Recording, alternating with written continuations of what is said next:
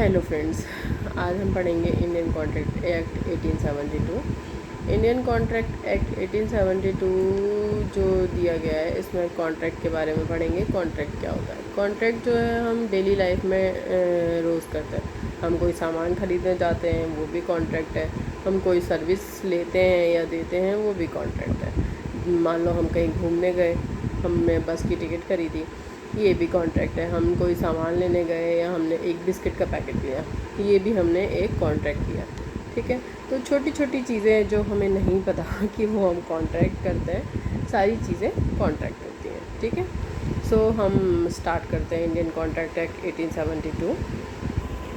सो ये है Indian contract act 1872 के बारे में थोड़े से मेरे नोट्स।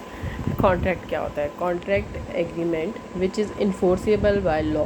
ठीक है, वो हो गया contract. In layman language, contract contains rights and duties of the parties to the contract. For example, A contracts B to teach him contract law in 20K। A didn't teach, it is a breach of contract. A ने contract किया कि वो B को पढ़ाएगा। ठीक है, contract लो कितने में? 20,000 में, पर ए ने नहीं पढ़ाया। फिर क्या हुआ? ब्रीच ऑफ कॉन्ट्रैक्ट हो गया। ब्रीच ऑफ कॉन्ट्रैक्ट हुआ तो हम क्या करेंगे? हमें रेमेडी कैसे मिलेगी? रेमेडी क्या क्या रेमेडी के लिए हम कहाँ जाएंगे? रेमेडी के लिए हम जाएंगे सिविल कोर्ट में। ठीक है, वहाँ पे हम क्या क्या रेमेडी ले सकते हैं? हम ले सकते हैं कंपनसेशन या स्पेसिफिक परफॉर्मेंस। ठीक, कॉन्ट्रैक्ट में इम्पॉर्टेंट क्या होता है? कंसिडरेशन। कंसिडरेशन क्या होता है? Price for the promise. Without consideration agreement जो है वो वॉइड होता है।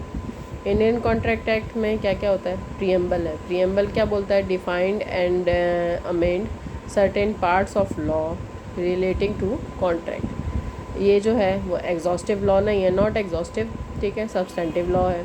इंडियन कॉन्ट्रैक्ट एक्ट किसकी चीज़ों से डील करता है? फॉर्मेशन ऑफ कॉन्ट्रैक्ट से, performance of contract, types of contract, breach of contract, remedies क्या क्या अवेलेबल है इसमें। ठीक है, अब हम कॉन्ट्रैक्ट एक्ट के बारे में थोड़ा सा ओवरव्यू लेते हैं, जिसमें कि सेक्शन 1 से 75 जनरल प्रिंसिपल दिए गए हैं। ठीक है, सेक्शन 76 से 123 जो स्टार्टिंग में 1872 के कॉन्ट्रैक्ट एक्ट में थे, वो रिपील हो गए 1930 में, जो बना 1930 सोल्स ऑफ गुड्स एक्ट बना दिया। ठीक है, सेक्शन 124 से 238 स्पेसिफिक या स्पेशल कॉन्ट्रैक्ट है।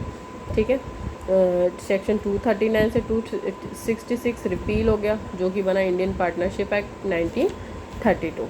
ओके, अब हम बात करते हैं कि सेक्शन 1 में क्या दिया गया है। सेक्शन 1 इंडियन कॉन्ट्रैक्ट एक्ट का क्या कहता है? ये एक्सटेंड जो होगा होल ऑफ इंडिया होगा। ठीक है, इट केम इनटू फोर्स, यानी कि लागू कब से हुआ? 1 सितंबर 1872 से। इसमें सेविंग्स दी गई हैं कि not affect any other law but not inconsistent with the provision of this act. मतलब कि किसी और लॉ को ये अफेक्ट नहीं करेगा, पर इस किसी और लॉ के जो प्रोविज़न्स होंगे वो इस मेन कॉन्ट्रैक्ट एक्ट के इनकन्सिस्टेंट नहीं होने चाहिए। अब कॉन्ट्रैक्ट वर्ड जो है वो डिफ़ाइन किस में किया गया है? 2H में। 2H में क्या बोलते हैं? Agreement which is enforceable by law. ठीक है, एग्रीमेंट क्या है? एग्रीमेंट जो है वो 2E में बताया गया है। और इन्फोर्सेबल बाय लॉ, इन्फोर्सेबल कैसे होएगा? वो सेक्शन 10 में एसेंशियल्स ऑफ कॉन्ट्रैक्ट क्या क्या होंगे वो बताए गए हैं। अब एग्रीमेंट क्या है? 2E में एग्रीमेंट वो लगे है एवरी प्रॉमिस और सेट ऑफ प्रॉमिस और कंसिडरेशन। प्रॉमिस क्या होता है? वो 2B में बताया गया। प्रॉमिस, प्रपोजल प्लस एक्सेप्टेंस, वो हो गया हमारा प्रॉमिस। ठीक है, प्रपोजल 2A में दिया गया है, एक्सेप्टेंस 2B में दिया गया है। ठीक है, proposal plus acceptance is equal promise. B में ही 2B में ही प्रॉमिस भी दिया गया है। ठीक है, 2A में प्रपोजल है, 2B में एक्सेप्टेंस है, 2B में ही प्रॉमिस है। और प्रॉमिस प्लस कंसिडरेशन क्या होगा? एग्रीमेंट।